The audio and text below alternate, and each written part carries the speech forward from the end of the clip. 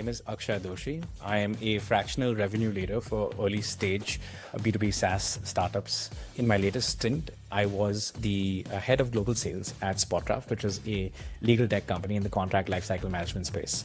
Helped to build a team of over 55 people, and I did a 0 to 1 motion in 3 different markets, APAC, EMEA, and North America, and scaled past to multi-million dollars of revenue. Honestly, like most people in sales, by accident.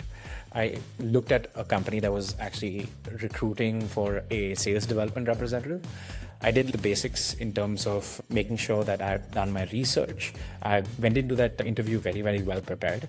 And I think that was the first taste that I got of a company indexing more on will rather than skill. And that's why I learned that skill is trainable and will is something that comes implicitly. And with a high willingness to learn, high willingness to grow, as well as a ton of curiosity, that was where I got my first job in the event tech space as an SDR. So there's a lot of lessons that I've learned during my career, but I think the one highlight is the best sales process is one that mimics what it feels like to be your customer. So you change your mindset from selling your product and your value and your benefits and put yourself in the shoes of the customer to understand what is it that they would benefit out of it. So the WIIFM, which is what's in it for me framework, allows you to empathize deeper with your customers' problem statements, what matters to them the most, and how you can actually elevate them like in their careers. I learned also was the ability to say no and also saying I don't know. These two things are very underrated. Saying no essentially helps with focus because it helps you to understand like truly what is your IC you should be selling to and where to set the right expectations with prospects and where to just be candid upfront and real with them and tell them that, hey, this is not something that's possible for me. I think people feel that if you say that your product can't do something or you say no to a prospect, that you lose or your chances of the deal are lower as a result of that. And that can't be further from the truth. And also saying I don't know. This is mainly for folks a little bit more in a leadership role. It's also surprising to say that if you are able to be vulnerable and show to your team that you don't know all the answers and you're also trying to figure out what is the best solution to this, that vulnerability essentially helps them also open up and want to collaborate with you and work with you more and trust you even more. One simple line that says I don't know, and you want to work with them to figure out a solution for it. It also promotes problem solving mindset, like with your team, where your team will then come up with potential solutions and both of you can collaborate to find the right way to go about doing things.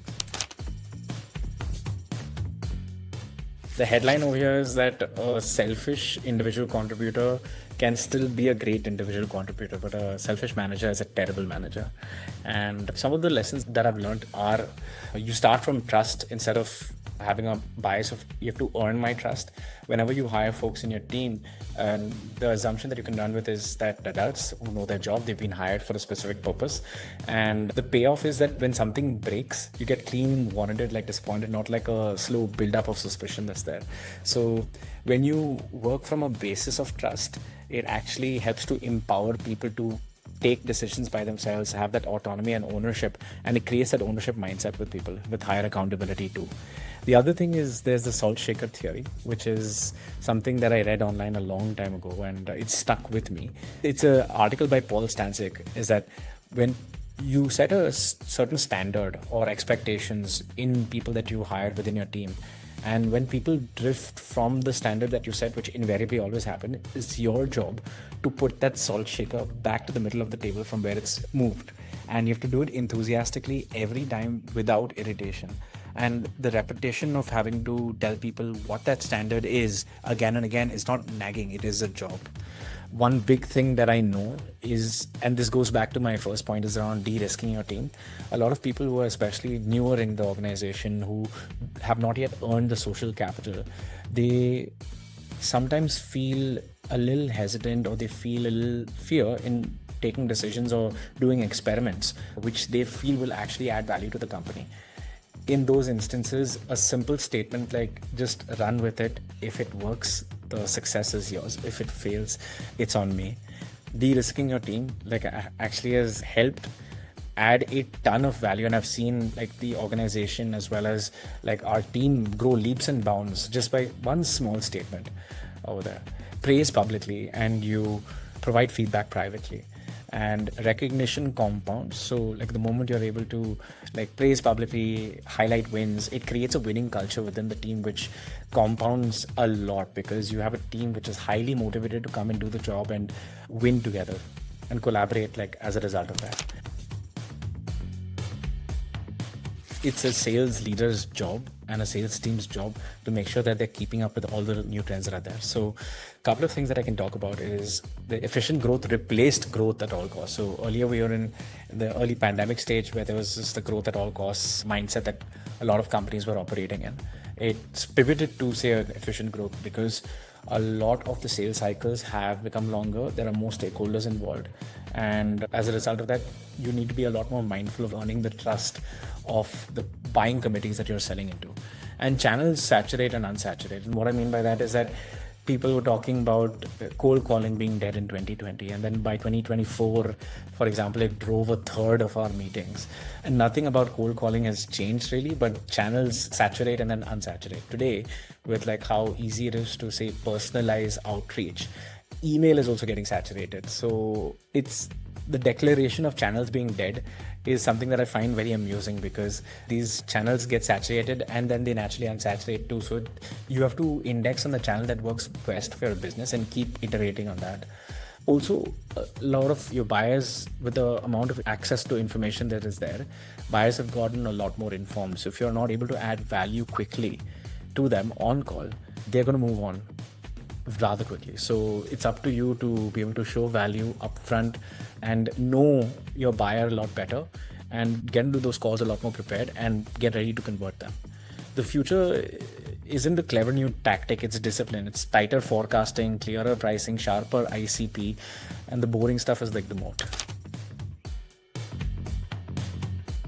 I think the interesting thing about AI is that AI has raised the floor for everyone, with the ceiling being up to anyone's imagination. Literally, the bar for the floor has been raised by AI because a lot of the mundane, repetitive things that sellers do on a day-to-day basis, research, prep, first draft, outreach, call summaries, pipeline hygiene, all the grunt work is mostly gone. And what AI is doing right now is giving human beings time to be more human, not less. So a lot of these repetitive work things have been taken out, and it's the true S-tier sellers would be using AI in a way that they can be a lot more human and use that more human judgment in the processes that are there. And how I think about AI itself is you treat it like a human being, right? Like if you have an onboarding process where there's a 3-month ramp for a human being to understand your business, your product, and your industry, you treat AI the same way as well. Is that you can get immediate value out of it, sure, but sustained value takes investment. So investment can be in the form of providing the necessary amount of context for it to be valuable for you. And sometimes the problem is that people expect that magic to happen in 1 day or 2 days, and then they quit on the 3rd day. But that sustained value from AI only comes in with sustained investment in it as well. There's a bunch of tools that I use as I have my own practice right now. So Claude I use as my second brain for a lot of critical thinking work and to brainstorm and come up with like ideas around content and around the work, the engagement models that I have with these early stage startups that are there. But I do use Replit to build some of the agents that I work with. I use Claude Skills. In fact, recently the head of industries at Anthropic spoke about default Claude built skills that are available on Cowork, and you can create agents out of that for your daily briefings, for your forecasting hygienes, for call prep, and it's extremely valuable.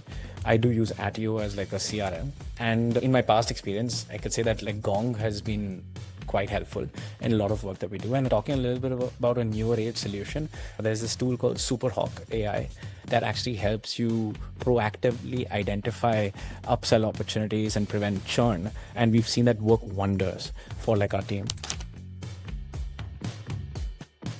More important now than previously, because the one differentiating factor for tech startups like today is earning trust. Now, the digital aspect of the business, it scales reach, but in-person events, in-person meetings, that closes trust.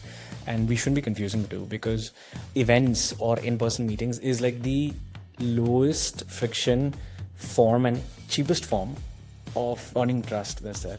I'll give you an example. We had a prospect that had verbally chosen a competitor at half our price, and two of my reps, they drove to the office of the prospect, and 3 days later the deal was alive again. We closed it at our price, and a flight and a coffee essentially beat a discount.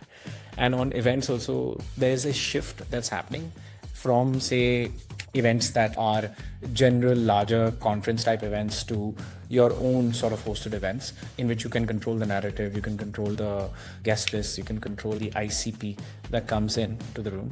And that's really had to produce a lot of real pipeline, and proximity itself is a signal. To the new seller, it's more important than ever to keep up with everything that's happening in the world of tech, and also to learn the other functions early. Once you've got a good grasp of what you need to do, what your KPIs are, understanding the interplay of other functions with what your day-to-day is, it becomes fun. And to the new leader, make the hard transition earlier than you feel you're ready to make it. Because when we transitioned from, say, a founder-led sales to leading sales with the founder essentially stepping away from selling like himself, it took me longer than usual to step away from actually being an individual contributor and being on almost every deal with my sales team that's there. And all the data showed that the transition was ready, or the change was ready to be made. But what stopped that, enabled me or disabled me to do, is I take the next step for me to essentially prepare my team for the next stage of scale for the company as well. Empower your team, let them make mistakes, and always be there with a coaching mindset to help them essentially ramp faster so that you can then take the next step as well. I tell every leader the same thing, and I tell everyone in my team too, is that my ultimate job is to replace myself. Because if I'm able to replace myself, I can do something better. And the other thing for the new leader is your job is to take joy in other people's wins. And if you're not able to genuinely feel joy in other people's wins and your team members' wins, then you can stay an individual contributor, and there's nothing wrong with that too. Like, there's a massively great career path and a growth path when you stay as an individual contributor.